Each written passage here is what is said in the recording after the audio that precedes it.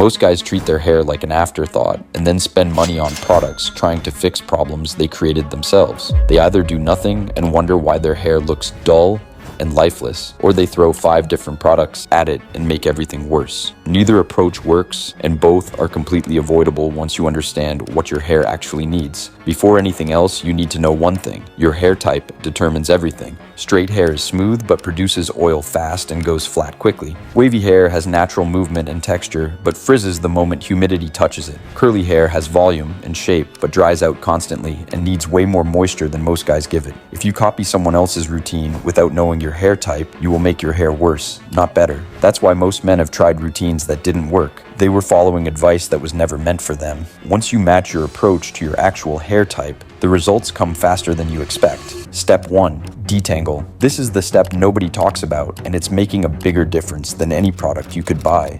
When you sleep, your hair gets compressed, bent, and tangled against your pillow for 7 to 9 hours. If you don't detangle before you do anything else, those knots turn into breakage, frizz, and texture that no styling product can fix on top of. Straight and wavy hair. Use a soft brush and work from the ends upward toward the roots. Never start from the root and drag down because that rips through knots and causes breakage. Curly hair. Skip the brush entirely and use your fingers or a wide tooth comb on damp hair because dry, detangling with a brush will destroy your curl pattern. If your hair feels dry in the morning, lightly mist it with water before detangling. This one step alone will make your hair look more controlled and intentional without touching a single product. Most guys skip it and then wonder why their hair never looks quite right even after styling. Step 2. Shampoo. This is where most men have been doing it completely wrong their entire lives. Shampoo is not for cleaning your hair length, it's for cleaning your scalp. That's where oil, sweat, dead skin cells, and product buildup actually accumulate. Your lengths don't need shampoo. They just need to be rinsed as the shampoo runs through them. Apply shampoo directly to your scalp and massage it in with your fingertips for about 60 seconds. That massaging motion breaks up buildup and stimulates blood flow to the follicles, which actually supports healthier hair growth over time.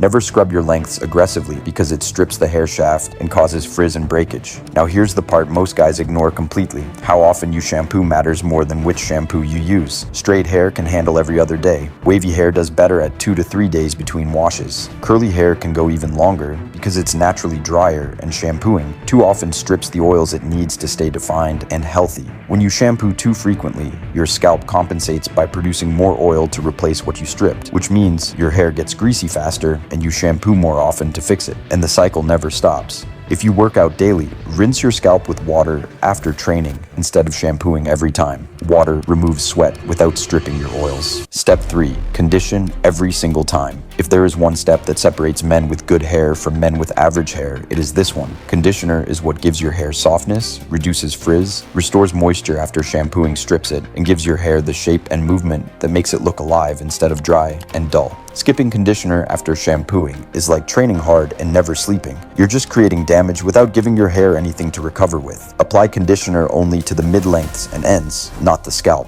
Putting it on your scalp weighs your roots down and makes your hair look flat and greasy within hours. Straight and wavy hair needs a lightweight conditioner that won't weigh it down. Curly hair needs a richer, more moisturizing formula because it needs significantly more hydration to hold its shape and fight frizz. Leave it on for 1 to 2 minutes before rinsing. Don't just apply and immediately wash it out because the product needs time to actually penetrate the hair shaft. If your hair still feels dry or frizzy after washing, add a small amount of leave-in conditioner to damp hair before styling. Most men think their hair is just naturally bad. In almost every case, it's just chronically under-conditioned. Step 4. Stop destroying your hair after the shower. This is the part nobody thinks about, and it's undoing all the work you just did. The way you dry and handle your hair right after washing has a massive impact on how it looks and how healthy it stays long-term. Rubbing your hair aggressively with a towel is one of the most common things guys do, and it causes breakage and frizz every single time because wet hair is at its most vulnerable, and rough cotton towels create friction that roughs up the hair cuticle.